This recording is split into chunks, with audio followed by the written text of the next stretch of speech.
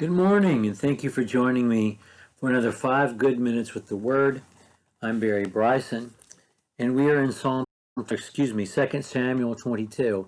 Again, we introduced this yesterday. The hymn in Second Samuel 22 is included at the end of the story of David in Second Samuel, and then in chapter 23 we have what is described as his last words. Of course, he doesn't die till the early chapters of First Kings, but this is sort of an ending, a conclusion to the life of David. As we said, the song, the 51-verse song that's sung here, is repeated in Psalm 18. Of course, it's 50 verses there because the superscription isn't counted as a verse, and it is counted as a verse here in chapter 22. And we talked about the small differences between the two texts, and we talked about the reason for that yesterday. I do want to remind you that yesterday we said this song is David's monument. How the ancient kings and conquerors would build monuments to themselves, large obelisks, statues, walls, cities, where they would record on the walls just whatever they could do that was big and impressive. They would record, their exploits and their great victories. And like Ozymandias in the poem by Shelley, that's all dust now. You can see some of them in the British Museum, but most of them are just beneath the sands that stretch far away, as described in Shelley's wonderful poem. But David's song survives. David's monument is a song of thanksgiving to God for God's deliverance. This is a prayer describing God's deliverance, and it's not like anything else. It's not like anything else he ever wrote. And so much that comes after it springs from this. The language is prophetic. He's using the kind of language that the prophets are going to use, with vividness and flair and power and energy. It's apocalyptic in the way it describes things. It's very personal in a way that nothing else is except David until we get to the New Testament. It says it's to God, but most of it is to us, the reader. There's a little bit of it that's to God, and it's by David, although the very last verse, David speaks of himself in the third person, which we're going to look at in just a moment.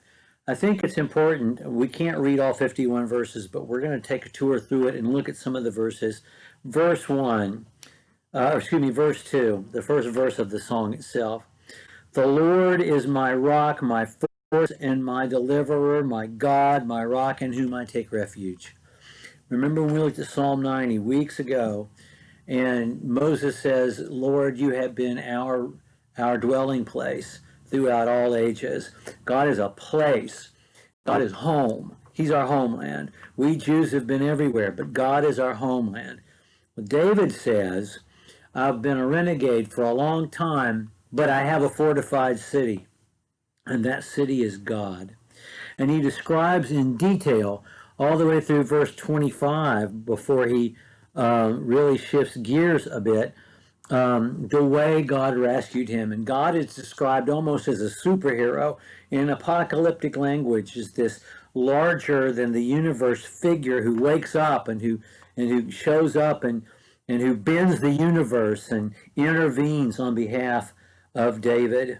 I just want to give you a taste of this. Beginning with verse 8, the earth reeled and rocked, the foundations of heaven trembled and quaked because he was angry. Smoke went up from his nostrils, devouring fire from his mouth. Glowing coals flamed forth from him. He bowed the heavens and came down. Thick darkness was under his feet. He rode on a cherub and flew. He was seen on the wings of the wind. And it goes on to talk about God arriving on a cherubim like a conquering hero, like a cosmic conquering hero, to rescue David. And most of the psalm is in this vein. He takes time in verses 26 through 29 to talk about God's mercy. With the merciful, I show you, you show yourself mercy. The blameless man, you show yourself blameless. And I mentioned that because earlier he says in verse 24, I was blameless before him. It's one of the reasons I think this is a younger David. This is the David who still says, who can still say about himself, uh, I didn't deserve the bad things that happened to me. God has justified me in the face of others because I'm innocent. He's not the man that he's going to be, who says, how blessed is the man upon whom you do not impute sin. In Psalm 32, verses 1 and 2. So that's why I think he's younger here. But there's a celebration of God throughout. You're my lamp. You lighten the darkness. I can run against a troop. I can leap over walls. I'm a superhero because of you.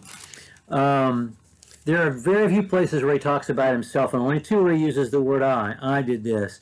But the I is followed by a for. I pursued my enemies, verse 38. I consumed them. I thrust them through, verse 39, because you equipped me with strength for the battle. You delivered me from strife. So this is just an enormous pain to God and God's deliverance. David understands that he's the man who has been rescued. I want to read the ending of this song. We leave the battlefield, and we end this way. Verse 47: Yahweh lives. Blessed be my rock, and exalted be my God, the rock of my salvation, the God who gave me vengeance and brought down peoples under me, who brought me out from my enemies, who exalted me above those who rose against me. You delivered me from men of violence. For this I will sing your praise, Yahweh, among the nations, and sing praise to your name. Great salvation he brings to his king, and shows steadfast love to his anointed forever. And to David and his offspring, forever. So this connects with Jesus as the anointed, and also the throne of David lasting forever.